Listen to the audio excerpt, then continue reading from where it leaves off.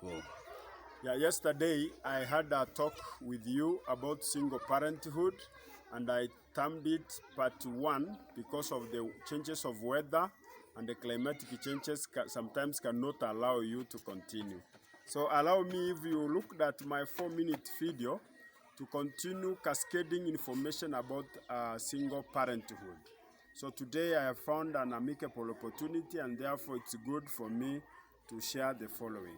So maybe I have a recap. I said that children who come from single parent families have difficulties here and there in the way they mold their lifestyles. You will find that a child who has come from a single parent family lacks some behaviors that requires both of the parents to be available. So in case you are contemplating to be a single parent family, kindly remember, you might enjoy being single, but the problem is cascaded down to the youngsters. Children who grow without one type of gender, they end up having difficulties. Young girls require fathers to mold their relationships as they grow. They need to learn how are fathers associated with their mothers. How are they giving instructions? How are they disciplining children? How are they communicating so that they learn? You know, the first school for learning is the home school. Therefore, if such children end up missing such fundamental aspects of relationships, chances are that the same girl might grow knowing that the world is dominated by women. So when she grows up and she becomes a woman to somebody else, chances are she might lack the decorum of associating with the husband, hence having ripples in a family. Equally, young boys require men to mold their manhood. In fact, young boys who have grown where there is only a mother, they lack a father figure. Therefore, at the end of the exercise, these boys grow having difficulties in decision making. Therefore, allow your children to have a father figure around. I'm not trying to insinuate that if you are a single parent, you keep on bringing different men to the family so that they can mold the child. No, that will be uncouth, because if anything, biblically, that is now a sign of showing how irresponsible you are. It is good that every child has a father, be it a foster father or a father. That's my understanding of what it means not to be single. But as already earlier on said, some ladies end up being single mothers because they lost their loved ones through maybe the natural attrition, that is death. Whichever the way, you might find yourself very single. And sometimes some contemplate to be single because they feel maybe men are bothersome. And then they end up saying, let me have my own single life. Some find themselves single by way of circumstances. You find that the mothers are left alone in the rural villages, and the fathers go abroad maybe, or the fathers go to major towns to go there and maybe do some issues with the work. Therefore, you find that most of the time is left with the mother and children.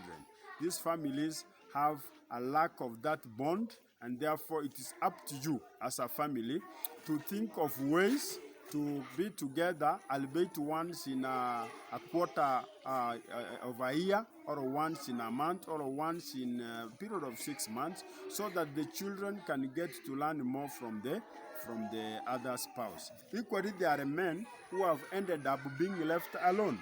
For example, you might find that you are a man who has behaviors which are uncouth maybe to your spouse.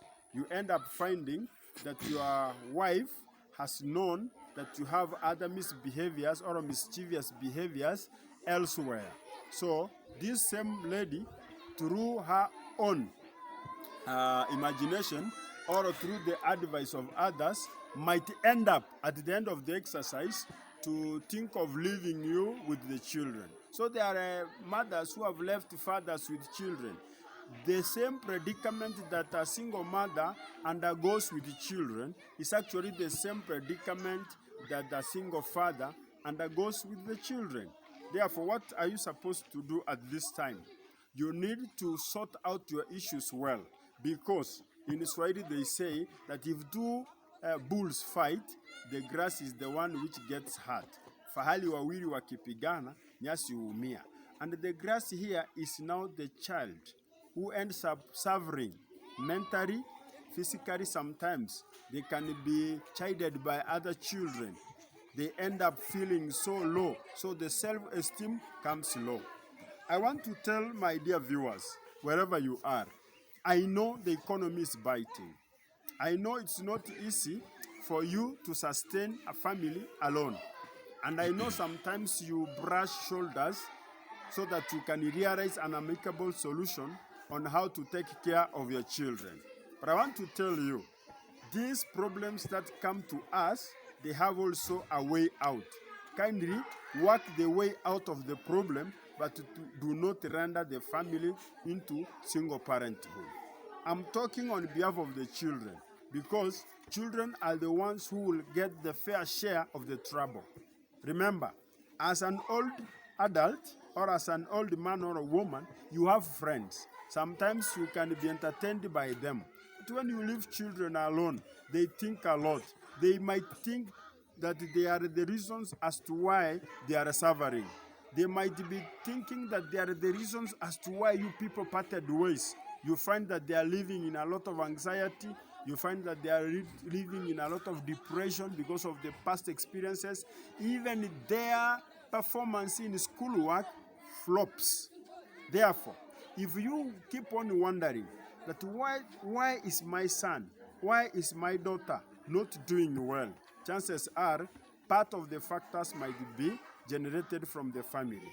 So in as much as you try to talk to the child about why you are alone or why you are single as a mother, the child is further affected, because at the end of the exercise, the same child will always lament on how you struggle. Sometimes when you fall sick, they see death.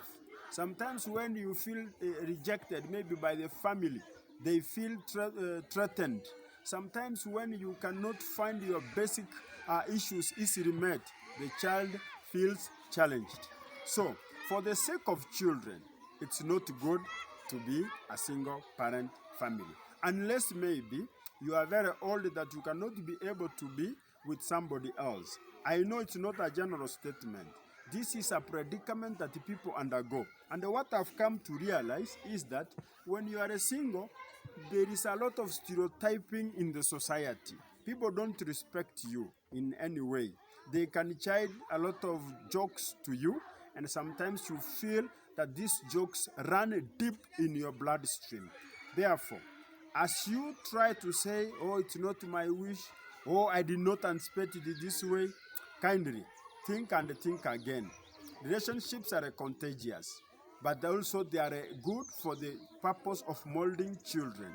So for those single parent families, I know we can never come out of them. The entire world has its own share of problems every now and again. But it is my plea from wherever I am standing, from this command center, that we think on ways we can come out of this quagmire by having healthy relationships. So if you are in one which you think is rocky, kindly, a journey of 1,000 miles can begin with the first one, by you thinking on ways and modalities of bringing calm and peace into your union. If you don't do that, chances are you are on your way to being a single parent family. It's not good that way. However, I know there are some people who have left their spouses because maybe the spouse was not able to provide at a particular time. Chances are the provision of finance, the provision of economics, the provision of everything that requires substance in the family do not remain the same all through. So work hard as possible so that you get to know that problems do not come to stay. There is nowhere you will walk on a very steep road and not find somewhere where you will have a rest. Therefore, if right now the economy is biting and you feel you want to run away because so and so is not providing, because you've become so provident and the other spouse has not helped you in any way, chances are you don't comprehend what life entails. Today, he or she might be the one having, but tomorrow you'll be the one maybe doing the footing of the bills. Therefore, what are you supposed to do? Support him. Give him even moral support. Support her. Give her even moral support. I know of some men who just sleep in the house and they have nothing to do. Sometimes they look at their women struggling and they clap for themselves. And whenever they falter in any way, they still reprimand them. It's not good. Remember, we've come to be a companion to the other. You've come to be a helper. Therefore, help one another. So it's not about being 50-50. It's about agreeing on modalities of mitigating the problems that can lead your family into having chaos. For if you do that and with love, chances are you'll mold a family tomorrow. I'm crying from wherever I am because I know the tribulations our children undergo. Some are unable to go to school because one parent wants to settle a score with the other parent. You find even some parents telling their children that you know your father or your papa is less provident.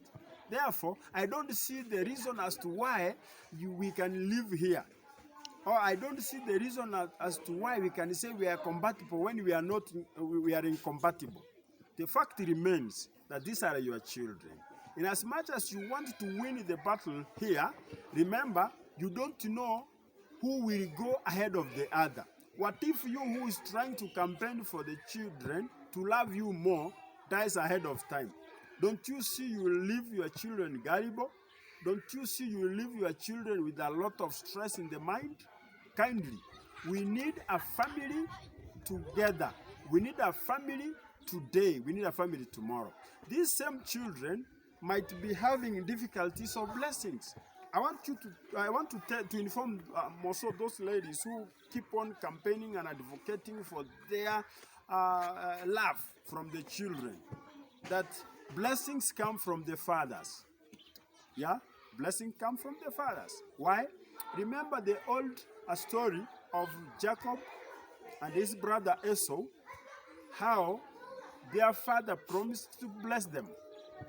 If the blessings majorly come from mothers, chances are even Rebecca could have blessed Jacob and forget about stealing the firstborn right from Esau so that Jacob could bless Esau.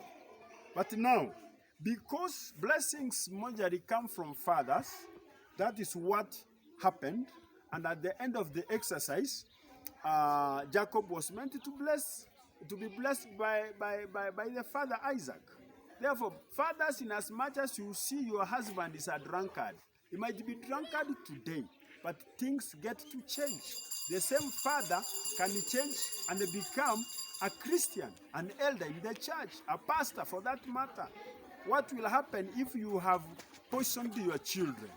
So remember, wherever you are, to be kind enough to advocate for fairness and justice in your family as a mother. The same case with the fathers. I'm not trying to be a chauvinist, a male chauvinist. I'm trying to elucidate this life and light to you that we need to have a proper family from wherever we are. So if you are contemplating again to be a single parent, think twice. The deal might be so good, but will end up serving you as an individual.